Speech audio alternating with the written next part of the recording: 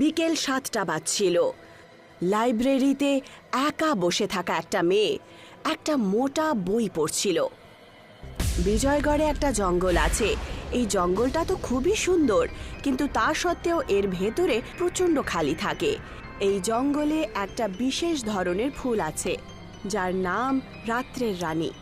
আর এই নামটা এই জন্যে হলো কারণ এটা রাত্রিবেলা এইভাবে চমকায় যেন চাঁদ তার ভেতরেই রয়েছে।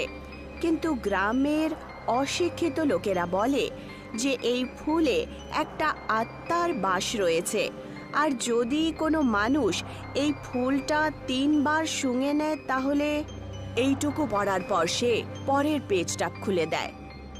আরে ইয়ার, আগের ইনফরমেশন তো এখানে নেই, কিন্তু এর থিওরি খুব